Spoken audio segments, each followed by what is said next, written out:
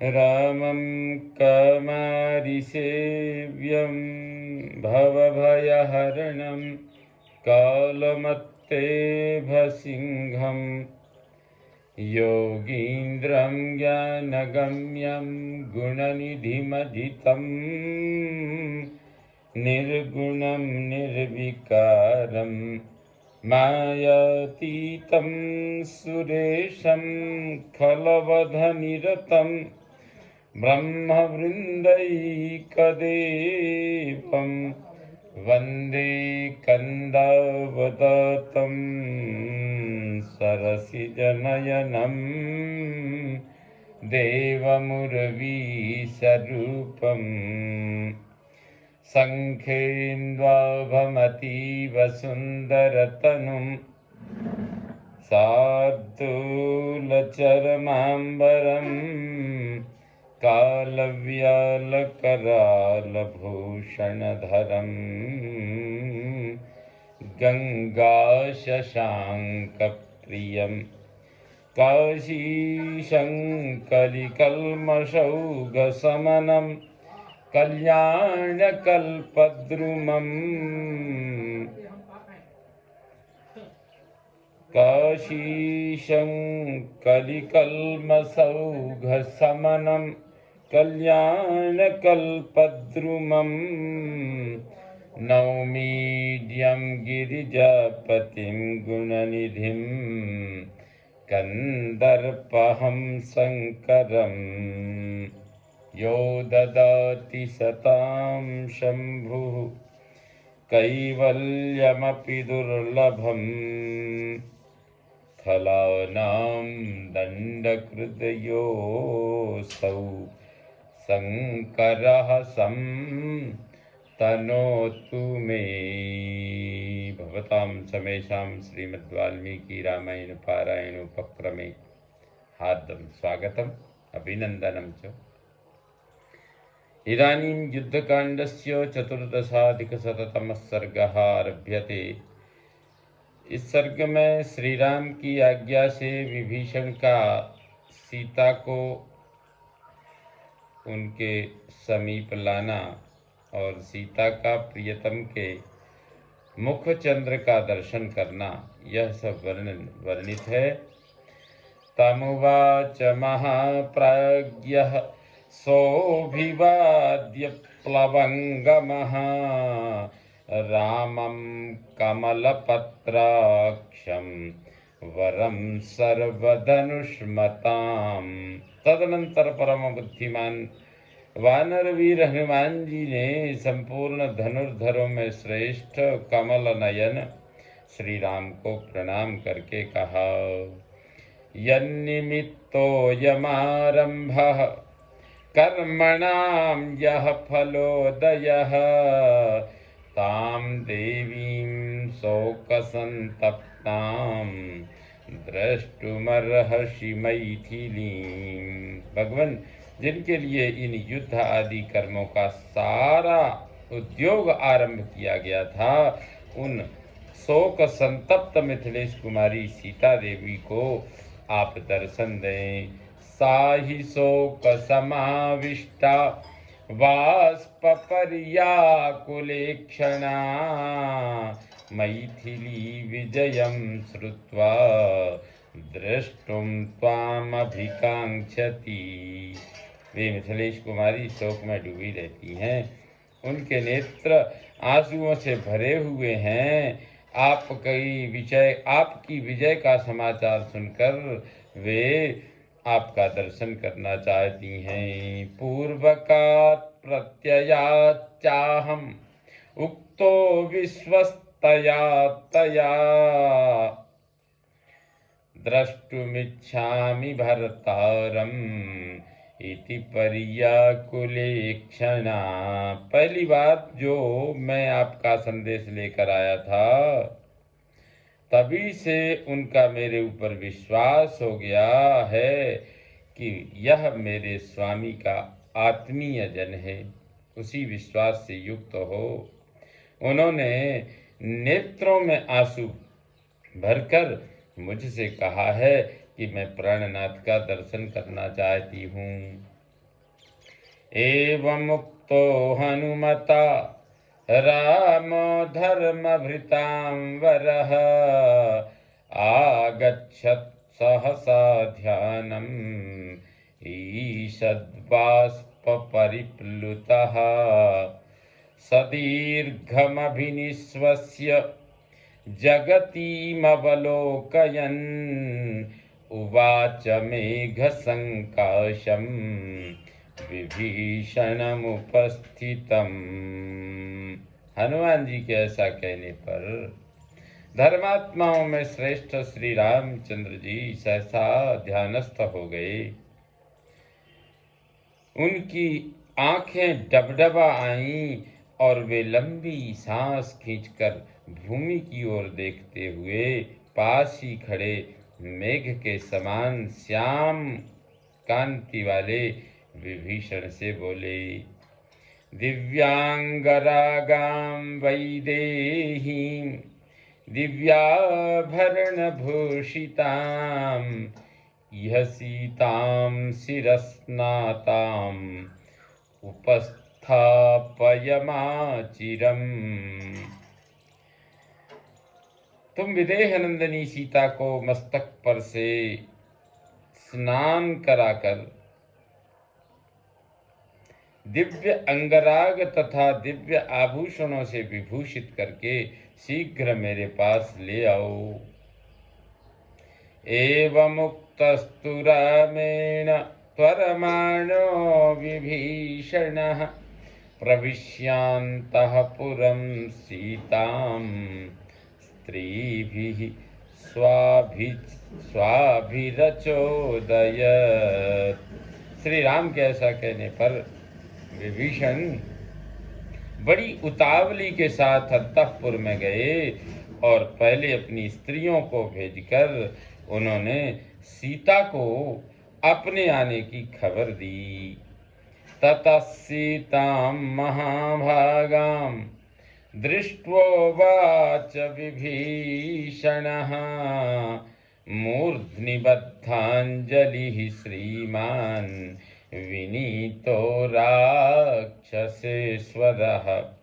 इसके बाद श्रीमान राक्षसराज विभीषण ने स्वयं ही जाकर महाभाग सीता का दर्शन किया और मस्तक पर अंजलि बांध विनीत भाव से कहा, दिव्यांगरागा वैदेही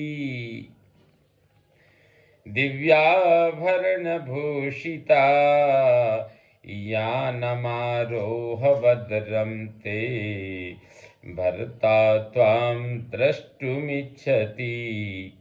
विदेह राजकुमारी, आप स्नान करके दिव्यांगराग तथा दिव्य वस्त्राभूषणों से भूषित होकर सवारी पर बैठिए।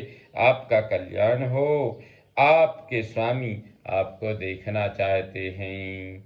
एवमुक्ता तु वैदेही प्रत्युवाच विभीषणम् अस्नात्वा द्रष्टुमिच्छामि भर्तारं राक्षसेश्वर।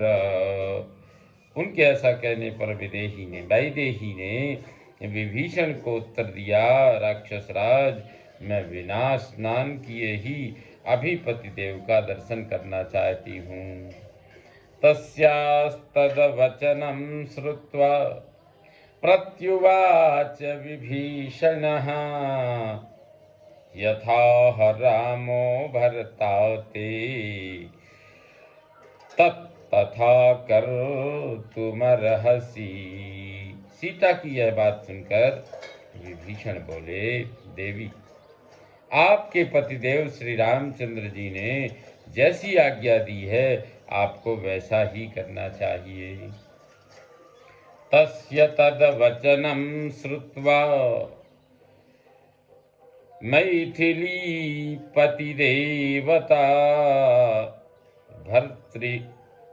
भर्तृभक्त्यावृता साध्वी तथेति प्रत्यभाषत। उनका यह वचन सुनकर पति भक्ति से सुरक्षित तथा पति को ही देवता मानने वाली सती साध्वी मिथिलेश कुमारी सीता ने बहुत अच्छा कहकर स्वामी की आज्ञा शिरोधार्य कर ली। ततः सीतां शिरस्नातां संयुक्तां प्रतिकर्मणा महार्हाभरणोपेतां महार्हां वरधारिणीं। इस प्रकार तत्पश्चात विदेह कुमारी ने सिर से स्नान करके सुंदर श्रृंगार किया तथा बहुमूल्य वस्त्र और आभूषण पहनकर वे चलने को तैयार हो गईं। आरोप्य शिबिकां दीप्तां परार्ध्याम्बर संवृतां रक्षोभिर्बहुभिर्गुप्तां आजहार विभीषणः। तब विभीषण बहुमूल्य वस्त्रों से आवृत देवतीमती सीता देवी को शिबिका में बिठाकर भगवान श्री राम के पास ले आए। उस समय बहुत से निशाचर चारों ओर से घेर कर उनकी रक्षा कर रहे थे। सोऽभिगम्य महात्मानं ज्ञात्वापि ध्यानमास्थितं प्रणतश्च प्रहृष्टश्च प्राप्तां सीतां न्यवेदयत्। भगवान श्री राम धन्य हैं।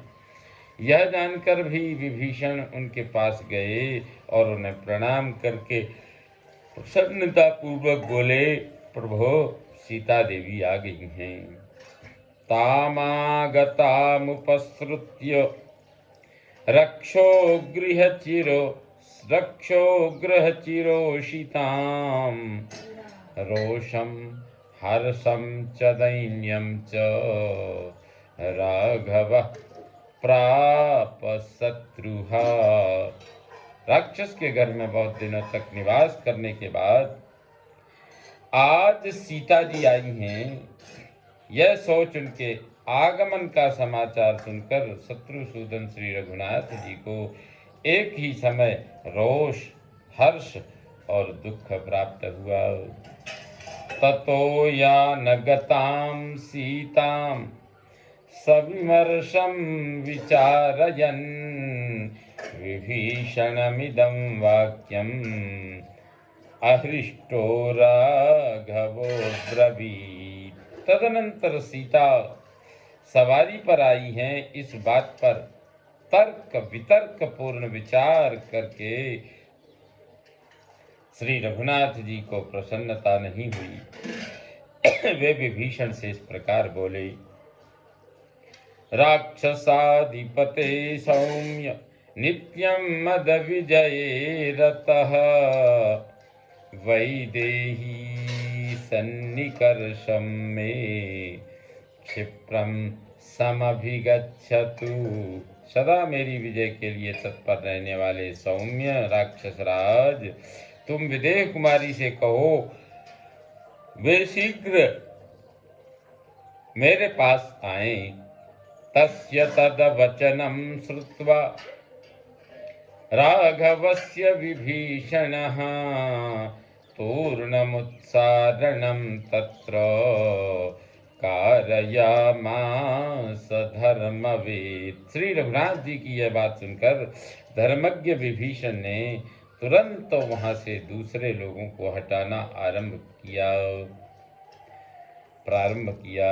कंचुकोष्णीषिणस्तत्र वेत्र झरझर पाणयः उत्सारयन्तस्तान् योधान् समन्तात् परिचक्रमुः।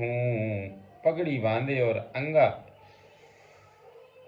पहने हुए बहुत से सिपाही हाथों में झांझ की तरह बजती हुई छड़ी लिए उन वानर योद्धाओं को हटाते हुए चारों ओर घूमने लगे। ऋक्षाणां वानराणां च राक्षसानां च सर्वतः वृन्दान्युत्सार्यमाणानि दूरमुत्तस्थुरन्ततः, उनके द्वारा हटाए जाते हुए रीछों, वानरों और राक्षसों के समुदाय अंततो गत्वा दूर जाकर खड़े हो गए। तेषामुत्सार्यमाणानां निस्वनः सुमहानभूत्, वायुनोद्धूयमानस्य सागरस्येव निस्वनः। जैसे वायु के थपेड़े खाकर उद्वेलित हुए समुद्र की गर्जना बढ़ जाती है, उसी प्रकार वहां से हटाए जाते हुए उन वानर आदि के हटने से वहां बड़ा भारी कोलाहल मच गया। उत्सार्यमाणांस्तान् दृष्ट्वा समन्ताज्जातसम्भ्रमान्, दाक्षिण्यात्तदमर्षाच्च वारयामास राघवः। जिन्हें हटाया जाता था उनके मन में बड़ा उद्वेग होता था। सबोर यह उद्वेग देखकर श्री रघुनाथ जी ने अपनी सहज उदारता के कारण उन हटाने वालों को रोषपूर्वक रोका। संरंभाच्चा ब्रवीद रामश्चक्षुषा प्रदहन्निव, विभीषणं महाप्राज्ञं सोपालंभमिदं वचः। उस समय श्री राम हटाने वाले सिपाहियों की ओर इस तरह रोषपूर्ण दृष्टि से देख रहे थे मानो उन्हें जलाकर भस्म कर डालेंगे। उन्होंने परम बुद्धिमान विभीषण को उलाहना देते हुए क्रोधपूर्वक कहा, किमर्थं मामनादृत्य क्लिश्यते यं त्वया जनः, निवर्तयैनमुद्वेगं जनोऽयं स्वजनो मम। तुम किस लिए मेरा अनादर करके इन सब लोगों को कष्ट दे रहे हो? रोक दो इस उद्वेगजनक कार्य को। यहाँ जितने लोग हैं सब मेरे आत्मीय जन हैं। न गृहाणि न वस्त्राणि न प्राकारस्तिरस्क्रिया, नेदृशा राजसत्कारा वृत्तमावरणं स्त्रियाः। घर, वस्त्र और चार दीवारी आदि वस्तुएं स्त्री के लिए पर्दा नहीं हुआ करती हैं।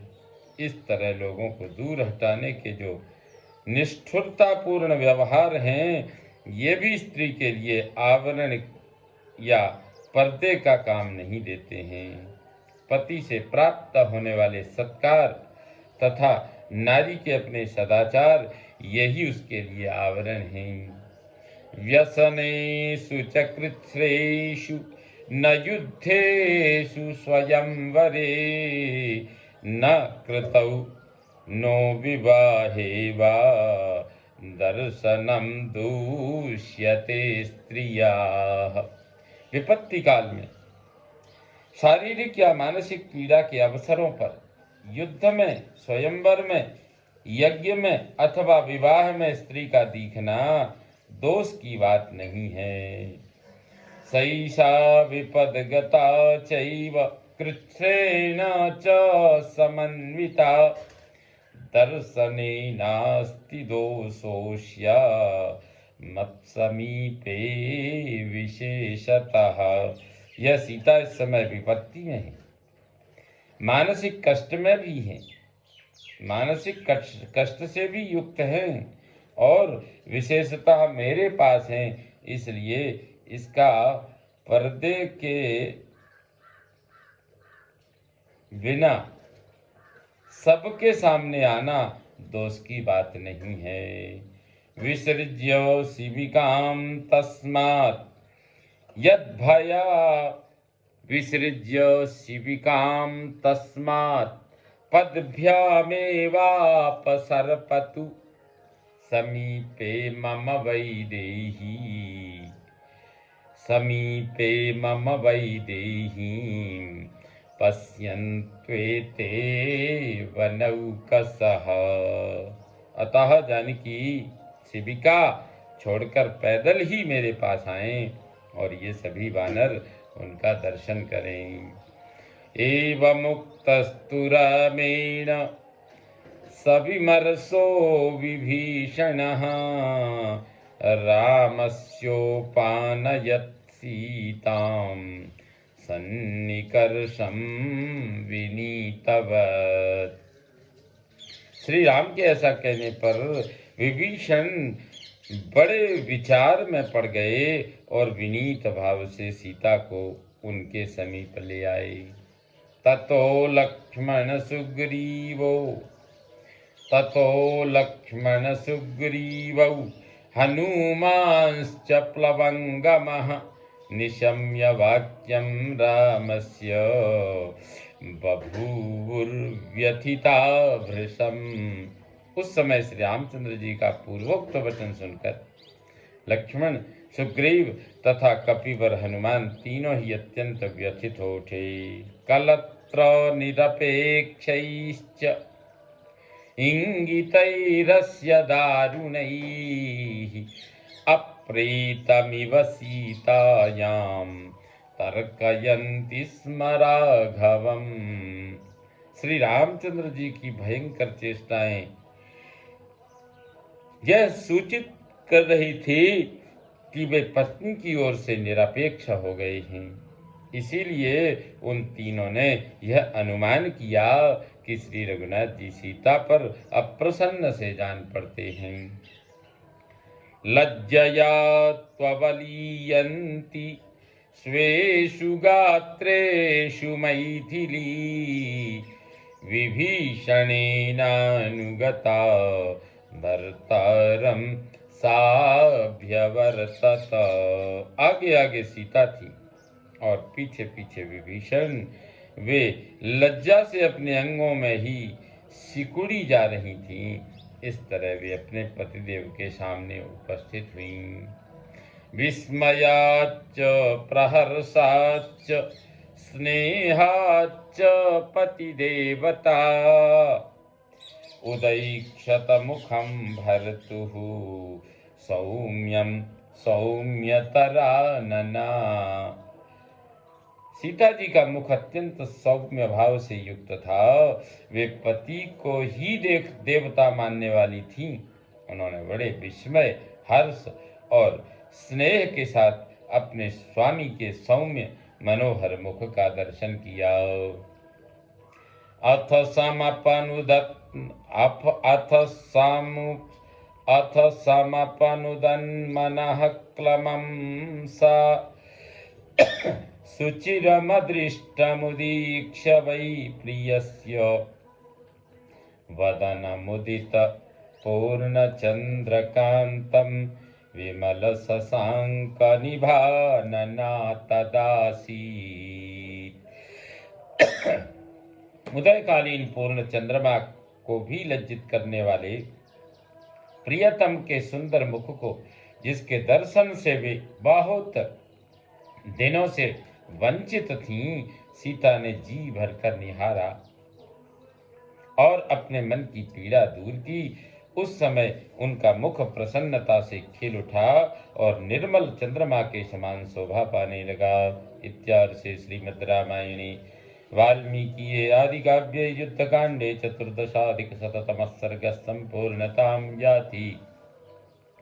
ॐ पूर्णमदः पूर्णमिदं पूर्णात् पूर्णमुदच्यते पूर्णस्य पूर्णमादाय पूर्णमेवावशिष्यते। ॐ शान्ति शान्ति शान्तिः। सर्वे भवन्तु सुखिनः, सर्वे सन्तु निरामया, सर्वे भद्राणि पश्यन्तु, मा कश्चित् दुःखभाग् भवेत्। ॐ शान्ति शान्ति शान्तिः। श्रीरामचन्द्रो विजयते तराम्।